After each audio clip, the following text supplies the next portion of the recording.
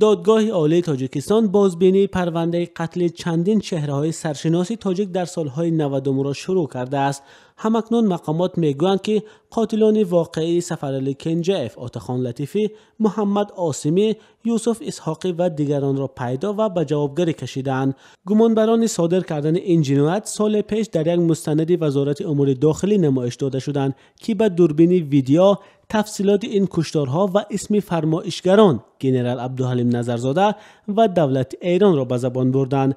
بیاناتی که اوگوست پارسال از زبان تقای مراد اشرفوف، عبدالقادر عبدالله و سید محی‌الدین قدرتوف صدا داد، سوال‌های را در زمینه واقعی بودن این همه اعتراف‌ها ایجاد کرد، ولی با سبب نبود امکان سنجش مستقلانه این حرف‌ها و هم امکان صحبت با گمانبران که در زمان بازداشت این اعتراف‌ها را کردند، تصدیق درست این حرف‌ها امکان ندارد. روز 6 اپریل یک مقام در دادستانی کل تاجیکستان در صحبت با رادیوی آزادی گفت تفتیش قضیه مرگ چهره‌های سرشناس به انجام رسید و پرونده عنوان دادگاه عالی ارسال شد.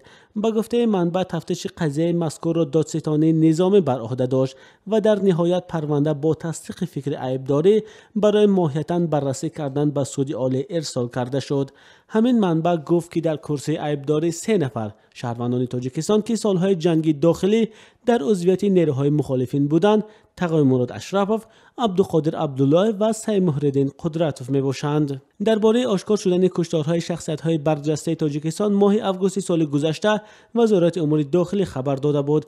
در فیلم مستندی که این نهاد تهیه کرد، 3 نفر اقرار می‌کردند که گویا قتل‌های پرسر و صدای سال‌های 90 و 2000 کار دست آنها میباشد. تقای مراد اشرفوف، عبدالقادر عبدالله و سید محی‌الدین قدرتوف گفته بودند که آنها و اعضای دیگر گروه عبدالحلیم نظرزاده دستور قتل سفرعلی کنجاف، آتاخان لطیفی، محمد عاصمی، یوسف اسحاقی، کریم یلداشوف، منهاج غلاموف، سیف افردی و سابق مفتی تاجیکستان فتح الله خان و حدود 20 افسر پایگاه 201 را از نظرزاده گرفتند و گویا سرمایه گذار این قتل ها را ایران بر دوش داشت.